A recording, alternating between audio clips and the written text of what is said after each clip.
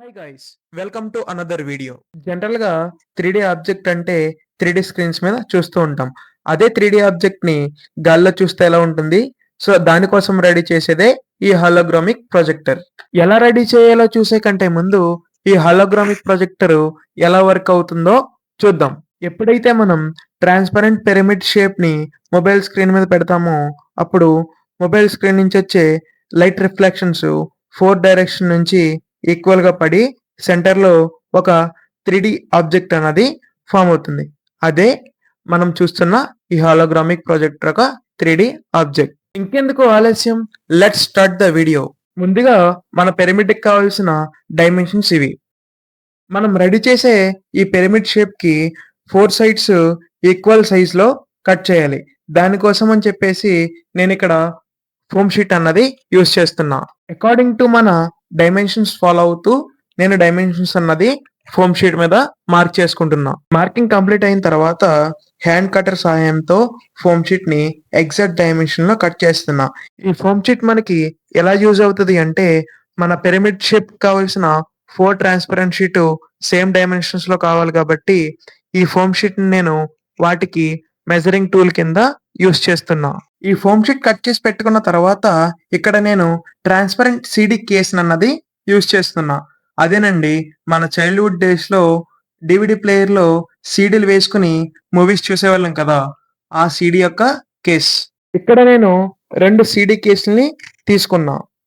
ఆ తర్వాత మన మెజరింగ్ టూల్ సహాయంతో అదేనండి మనం ఫోమ్ షీట్ కట్ చేసి పెట్టుకున్నాం కదా అది దాని సహాయంతో మన ట్రాన్స్పరెంట్ షీట్ ని హ్యాండ్ కటర్ సహాయంతో కట్ చేయడమే. ఇంకా చూసారు కదా మన ట్రాన్స్పరెంట్ షీట్ మీద ఎగ్జాక్ట్ షేప్ అన్నది ఏ విధంగా కట్ అయిందో.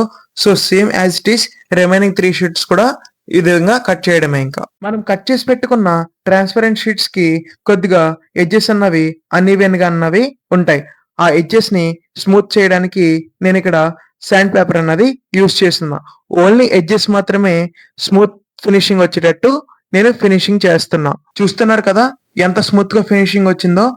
ఇప్పుడు వీడియోలో కనిపించే విధంగా మనకి పిరమిడ్ షేప్ రావడం కోసం సెలో టైప్ సహాయంతో ట్రాన్స్పరెంట్ షీట్ ఒక ఎడ్జెస్ నేను స్టిక్ చేస్తున్నా.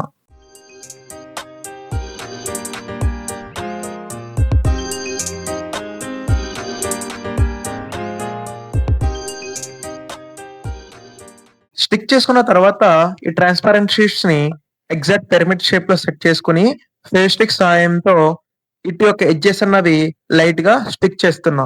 ఇక్కడ ఫెవిక్విక్ అన్నది ఎంత వీలైతే అంత తక్కువగా అప్లై చేయడానికి ట్రై చేయండి, ఎందుకంటే అటు సైడ్ మనకి సెలో టేప్ రిమూవ్ చేయాలి కాబట్టి. ఒకవేళ ఫెవిక్విక్ అన్నది ఎక్కువ పడి అటు సైడ్ ఉన్న సెలో టేప్ కి స్టిక్ అయితే ఆ సెలో టేప్ రిమూవ్ చేయడం అన్నది అసంభవం. ఇంకా ఇప్పుడు మనం స్టిక్ చేసిన సెలో టేప్ ని పిరమిడ్ షేప్ ని డ్యామేజ్ చేయకుండా మనము దాన్ని రిమూవ్ చేద్దాం.